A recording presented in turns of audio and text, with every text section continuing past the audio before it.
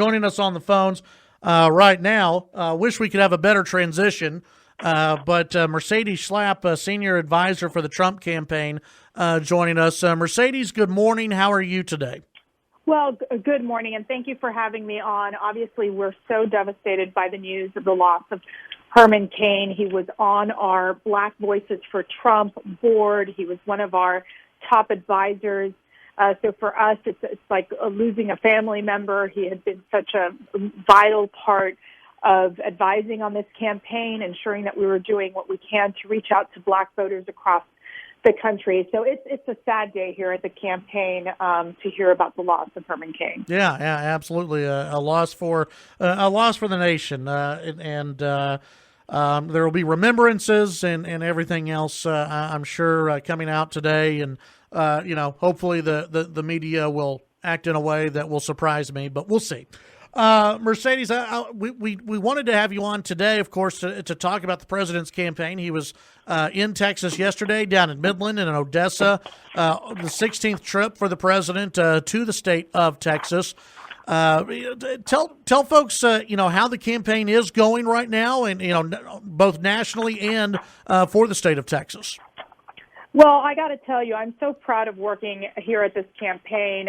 We have been doing a tremendous amount of work in terms of building out a sophisticated ground game where we are basically have over 1.5 million volunteers across the country and in these key states. We obviously have been continuing to hire field staff. We just got an update on the state of the race just yesterday, and being able to see how these states like Pennsylvania, states like Wisconsin, where we're making huge inroads into voter registration and really transferring a lot of what were Democrat voters onto the Republican side. And that's really due to President Trump's unique nature of being able to reach out to the American workers, reach out to blue-collar Americans as well, and, continue to talk about his record of accomplishments. This is something that the president had put a list down of what he wanted to accomplish, energy independence being one of them, as we know, and he's been able to do that.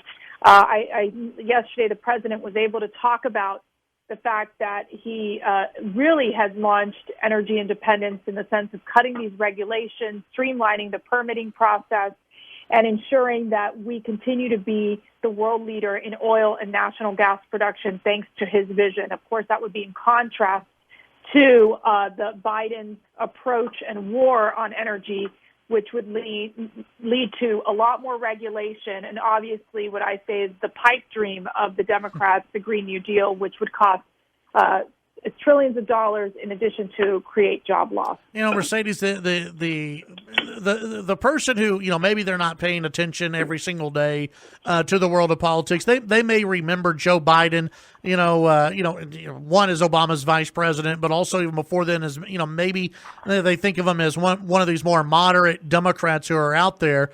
But what we really see from Joe Biden today, and the 2020 Joe Biden, is a guy who he's not really in charge of his own campaign. He's not really in charge of, if he were to become president, his own presidency. He's taking ideas from AOC, from Beto O'Rourke, and other far, far left progressives. That's right. And I think that's very important to understand that normally when you run as a Democrat candidate, you are trying to kind of go to the center, right? It's primary season that you go more far left or this is not the case for Joe Biden. Joe Biden has made a decision to sign up with the Socialist, and that's why he basically supports the unity plan. And that is a Bernie Sanders plan, and it really is absolutely terrifying when you read the 102 pages. It calls for abolishing immigration detention, grant mass amnesty to illegal immigrants here in the country, stop all deportations, end the prosecution of illegal border crossings. And it also calls for government-controlled health care. So I think that there's a lot of issues that are so far to the left where he has made a promise to them, the Bernie Sanders, the AOCs, to say, I'm going to take care of your platform and your agenda. And I think that that's incredibly troubling. And I really do hope the American people really learn about not only his record of nothingness for the past 4.5 decades, but also his plan to push forward the Socialist Manifesto. Yeah. Before we let you go, I wanted to raise the tweet that the president sent out earlier this morning about mail-in voting. That has the media absolutely freaking out and acting as though the president's now he's going to delay the election. To me, that's the president raising the issue of mail-in voting that the Democrats want. They want universal mail-in voting, and that it's not safe and secure. And most people are actually concerned, right, with universal mail-in voting. Yeah, we have seen. I love it because this is I'm going to say Trumpian. Yeah. Being able to work with him at the White House, I know when there's these moments of this Trumpian approach where the media goes wild over a tweet. And I think what he's doing is he's highlighting the potential problems that we see with full mail-in voting. The fact that, CBS News actually reported this and no one really watched it, but it was the fact that you see these numbers of mail-in voting fraud that happens. And you see this across the board in a number of states. We've seen this in Nevada. We've seen this in Pennsylvania. We've seen this in New York. I mean, we still can't figure out which election, who won in New York because of these mail-in ballots. Our system is not set up for mail-in only votes.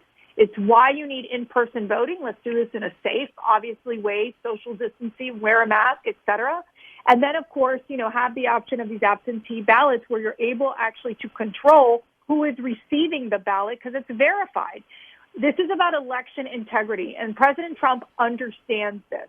So I think at the end of the day, we're at a point that, the president is highlighting a potential problem that can happen come election day.